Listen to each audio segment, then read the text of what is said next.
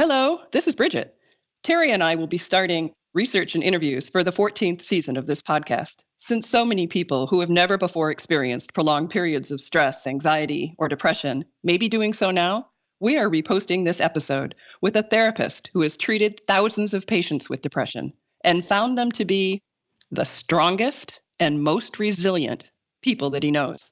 Now, that's a perspective we don't hear very much, and one that we find really validating and informative.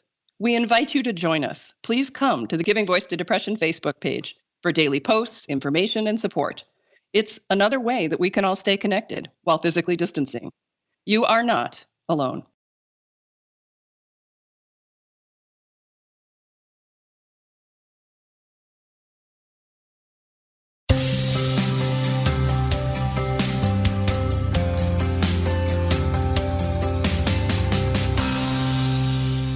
Hello, and thank you for joining us on Giving Voice to Depression. I'm Bridget. And I'm Terry. More than 350 million people worldwide suffer from depression, but you do not have to have it yourself to be affected by it. Its prevalence pretty much guarantees that someone you care about battles its darkness. This podcast tries to shine some light into that darkness. We're not experts, and we're not therapists. We're sisters and best friends who live with depression and are committed to encouraging healthy, healing conversations about mental illness.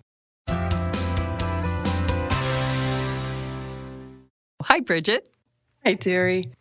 We recently posted a question on our Giving Voice to Depression community Facebook page asking members to finish this sentence.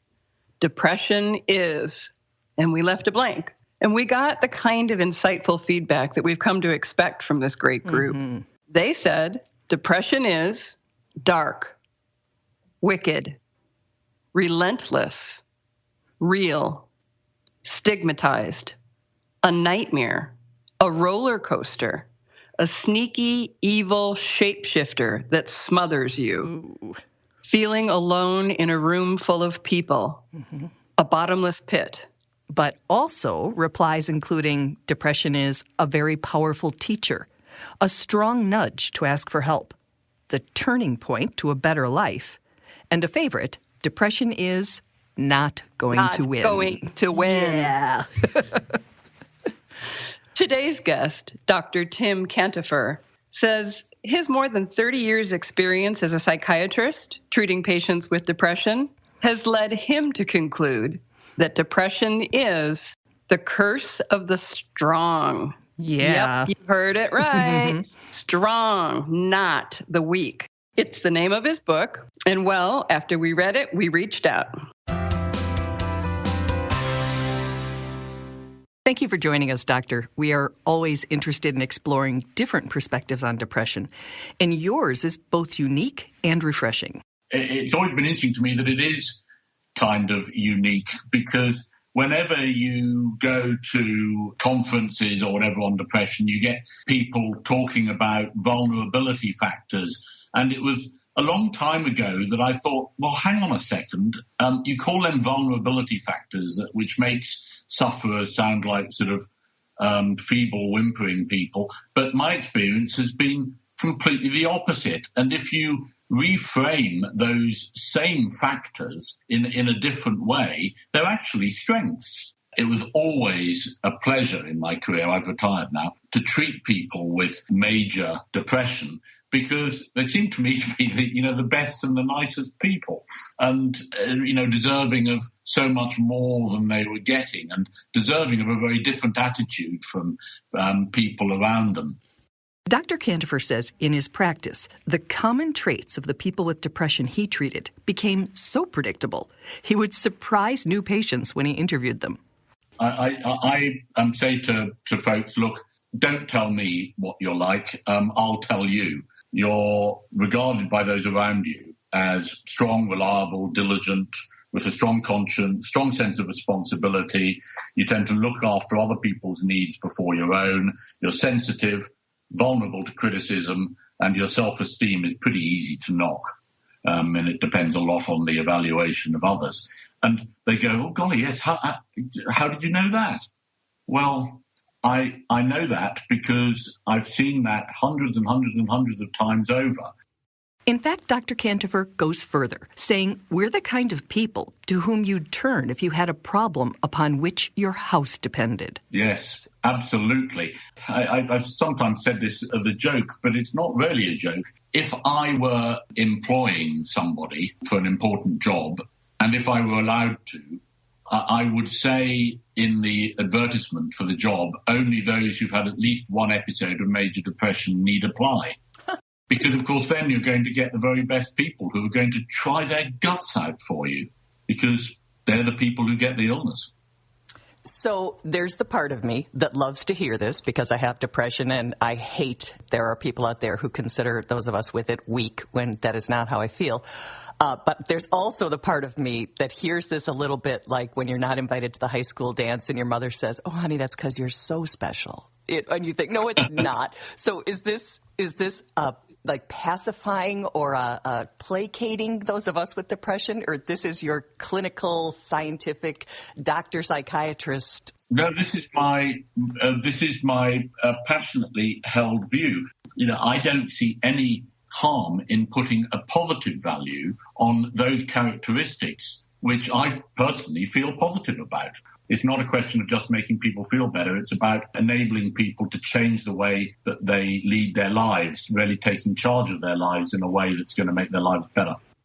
And that shift in perspective can be literally life-saving. While people are seeing it as being some awful weakness and shame, they're very unlikely to present themselves for the treatment which is likely to help them. So I think it's more than just a soothing balm. This is incredibly important in my view.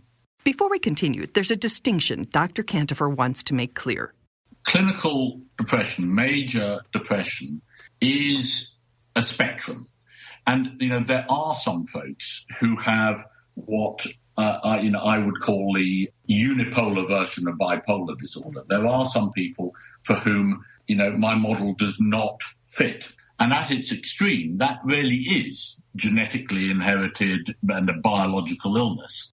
The type that really interests me, and is what I'm writing about in this book, is major depression caused clearly by stressors. And to me, that's the majority of what I saw. And Dr. Cantopher saw a lot of patients with depression, far more than the average psychiatrist. And I have actually done a rough calculation on that, and it's around 3,000. And the majority of those patients, he says, were unable to look after themselves in those stressful times because their focus was elsewhere. Which is, I saw literally thousands of these folks who were focusing so much on the needs of others, who were ignoring their own needs and feelings so much that you could see that they were in a way bound to develop this illness. The curse of the strong, remember? Quoting from his book now, think about it. Give a set of stressors to someone who's weak, cynical, or lazy, and he'll quickly give up. So he never gets stressed out enough to get ill. A strong person, on the other hand, will react to those pressures by trying to overcome them. After all, she's overcome every challenge she's faced in the past through diligence and effort. She can't stop struggling because she fears other people might be disappointed in her. Even more, she fears being disappointed in herself. She keeps going on and on and on until suddenly, bang, the fuse blows. I want to be clear, those pronouns were the doctor's choices and not mine, by the way, not my feminism creeping in. The fuse may blow just because you have impossible hardship in your life. But the fuse may blow because you face the hardship which you do without sufficiently taking account of your own needs because you're so busy looking after everybody else's. And that's the type that I'm particularly interested in. It's very common. And you say in your book that blowing a fuse is not a metaphor.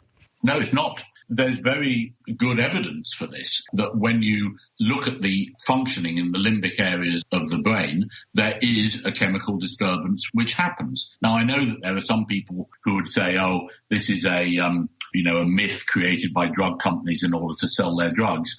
But it isn't. If you take people with major depression and look at the metabolites of the major transmitter chemicals in the limbic system of the brain, they are reduced. I don't know what you would call it, but I would call that a blow and fuse. To avoid that and to reduce the likelihood of future blown fuses, Cantopher says we need to learn a different way of facing adversity. The sorts of changes that you can make to the way that you think and the way that you behave through effective cognitive therapy, mindfulness, or, really looking at the way that you run your life, they're incredibly important too and can increase your chances of remaining well. So, I think if you want to put it down to its most simple, you can reduce it to 3 questions. What's it all for? What I do in my life. What do I want? Where is the balance in my life? And I don't mean just work-life balance. I mean the balance between your needs and other people's needs, the balance between rest and recreation, the balance between exercise and just blobbing in front of the television. Everything is about balance. Now, if you can really answer those 3 questions, you've got a very good chance of remaining well. But my experience is that most people who get a recurrent episode of major depression can't answer those questions. They've never thought about their own needs or what they want because they're too busy running around making other people happy. And that, he says, is very often a function of low self-esteem. Many of my patients have, for one reason or another, not learnt by the time that they are 18 that they are of real worth. I think that central feeling, which is I'm okay, I am worth my place in the world, I'm worth the air that I breathe, whatever, Joe Bloggs says about me, is so protective. And I wish I could give that to every person who I saw. And Cantopher says it's never too late to realize and accept your personal worth. But part of that process involves quieting your worst critic. You have to recognize that your worst enemies are not out there.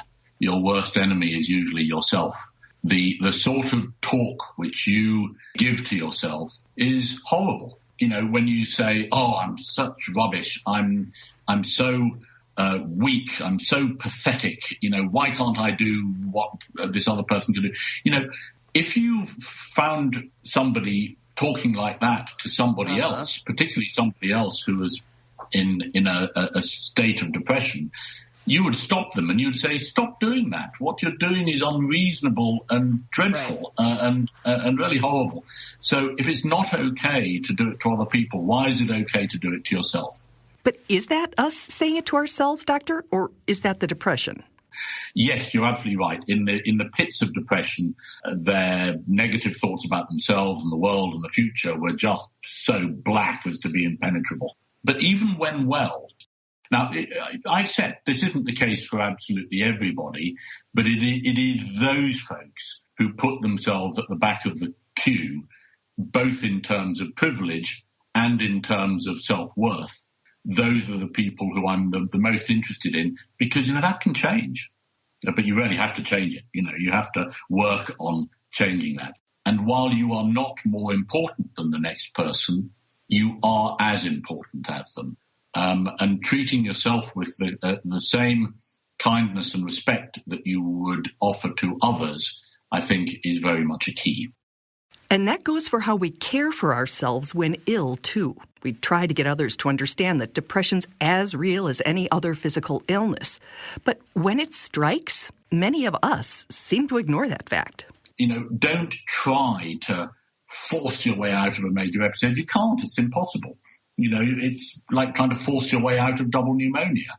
In the early stages, there really isn't an awful lot that you can do other than just recognize this is not your fault and take the medical treatment and start to get a little bit better, lighten up on yourself a little bit.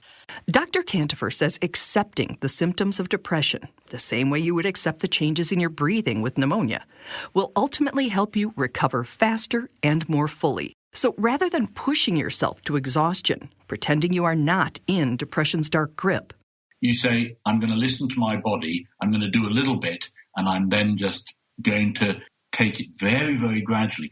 I use the metaphor of a stress fracture of the leg, which I think is a fairly good metaphor because that tends to happen to people who try too hard at their athletics. So when can you start exercising again? Well, after a few weeks, when do you stop exercising? Well, when it starts hurting. You don't carry on through the pain, because otherwise you'll refracture your leg. It's the same with the limbic system. If you carry on through the pain, you'll refracture your limbic system and you'll get another episode, or you just won't get better from the episode you've got. And by taking that approach, Cantopher says we can reduce or even avoid future episodes. The longer you're well, the more robust the fuse gets, but it will never be so robust that you can do anything. You have to learn what your limits are. And that's the trouble, that the vast majority of people I see with recurrent major depression never change anything. They just keep going back, never asking themselves what they want and what all of this is for and where the balance is in their lives. Cantopher says the trick is to learn to work just below your peak capacity, in a place that's sustainable. It is absolutely sustainable. And actually, that way you get the greatest efficiency. So to summarize his message and his book in just a few sentences. Pace yourself, be consistent, treat yourself not better than anybody else, but the same as other people. Make some choices in your life based on, not just on other people's expectations, but what you want too. It is important. It's more than okay. It is crucial. It makes perfect sense. Wow, Terry, look at the way you run your life. This one impacted me in a very gentle way, but I think a fairly profound way, where I found myself, one of his tests, as he calls it, the vacuum, actually he calls it the Hoover, in the middle of the room test. And he said, when you're really in depression and you decide you still have to clean up, you start to vacuum. And when you find yourself, like that stress fracture, starting to get really tired, he said, so many of us just push through and do the whole darn house, and then we're exhausted and maybe don't feel well for a couple of days. He said, let it sit. Do something else, take a break, read whatever you do to replenish yourself. And then when you feel up to it, vacuum a little more. But you don't always have to push. You would pick that example. I told him I'm looking at a vacuum in the middle of my room, but I'm not depressed. Okay, so I'm not a great housekeeper, and Bridget is. There, we said it. That's okay. Yeah, and the idea to treat yourself with kindness and respect as you would anybody else. Mm-hmm. We don't do that. And how about those 3 questions, Bridget? What's it all for? What do I want? And where's the balance in my life? Are those questions you have asked yourself and can answer for yourself?